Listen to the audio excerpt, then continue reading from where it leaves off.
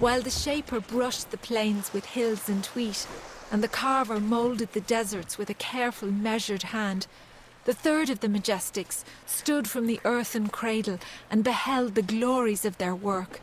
He was the architect and carried in his mind a dream, the form of growth, a design shaped in nature, a place of wild abundance in harmony.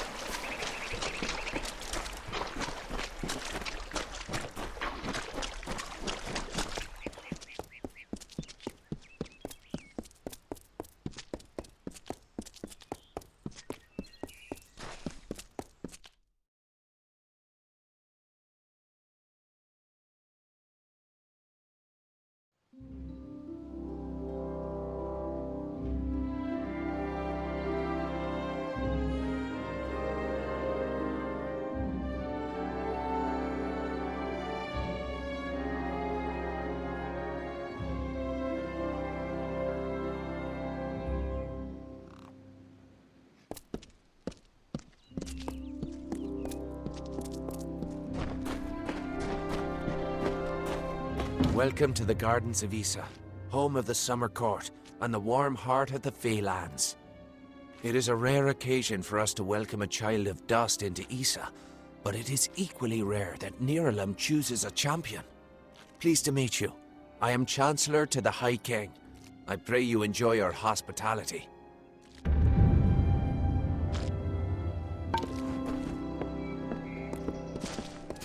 We're quite aware of the conditions outside, Amalur. but it is not our way.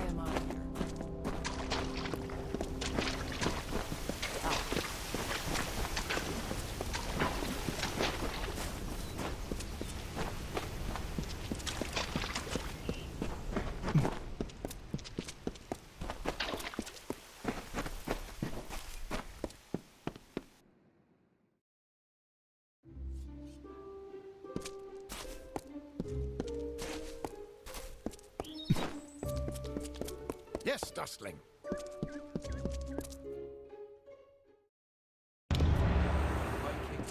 Is waiting for you. Please place the codex before him. Grand as this is, I can't help but worry.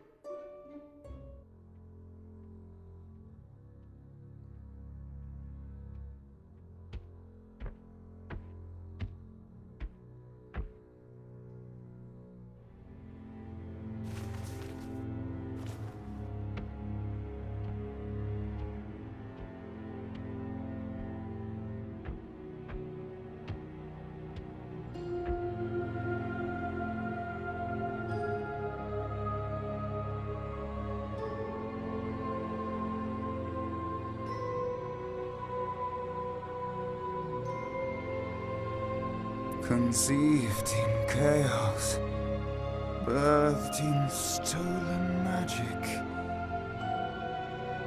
torn from fate,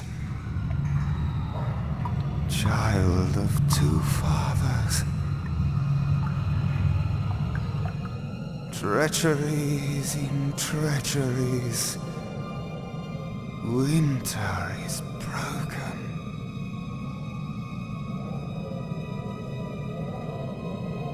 a puppet king upon his throne, drinking flattery and lies.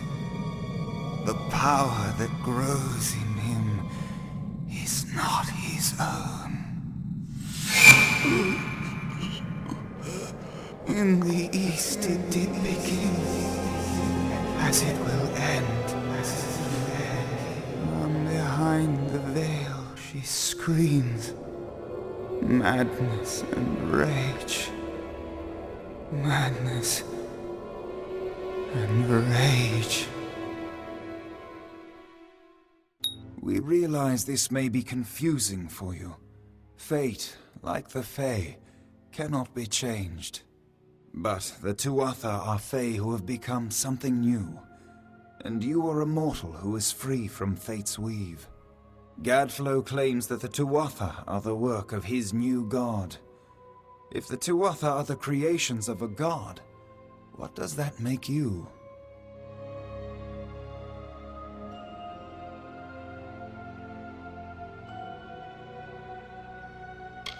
The time of the Fae is passing. Our land and our souls are diminishing. Few Fae even realize that the great cycle is shifted. Gadflow's war means the death of us all, Fae and mortal alike. It is written in the weave that we shall all pass from this world together. It is too late for us, but not for you. That is the fate which I look to you to change. Even with the power of a god, you have the humility of a mortal. Perhaps this gift has found the correct person. This is a time of great change. Change we once thought was impossible. We were wrong. You are intertwined with the power in the East.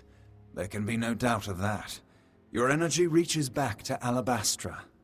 We do not know what will happen when you travel there, but we know that the power behind Gadflow is your ultimate goal. His god holds your answer and the fate of this world. I thank you, and perhaps you can help change our world's fate as well. I have seen those who were destined to be heroes, for whom great deeds came naturally. They come, they act, and they pass on as written.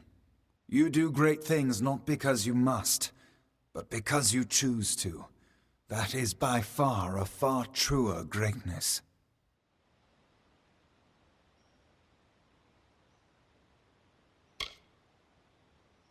Admirable, but strength of will cannot see you through this alone.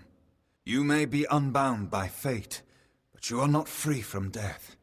Speak with your allies. Only with their aid can you hope to overcome the forces that stand against you.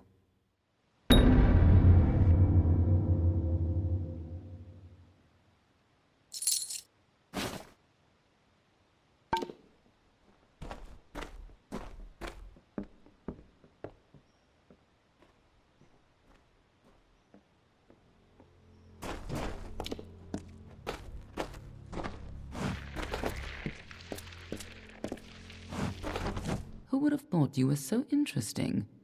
Death seems to have worked out very well for you. Agarth's looking for escape, Neuralim's looking for a savior, and Tatarian is looking for a champion, and somehow, you're giving everyone what they want. I'm impressed. You're right. This won't be easy. The Tuatha have our forces under siege at Mel Senshir, and their power has only grown over the years. You'll need more help than just me and that old Fate Weaver. You'll need an army.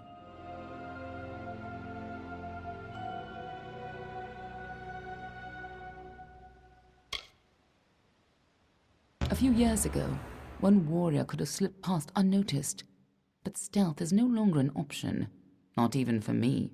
But there is hope. In the plains of Erethel there waits a player who has been away from this game for far too long. It is time to contact General Telera. Meet me in the village of Emer, and I will tell you everything. Be on your way.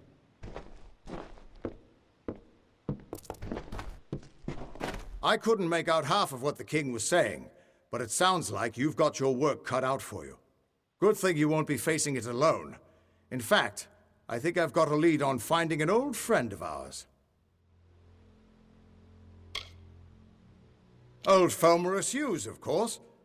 If anybody can help, it's bound to be the gnome who brought you back to life. I've been asking around and I was able to make contact with his superior. He thinks he might be able to help find Hughes.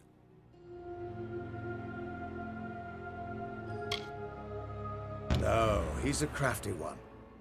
If he got away from those assassins in the lab, like you said, I'm sure he found someplace new to hide out.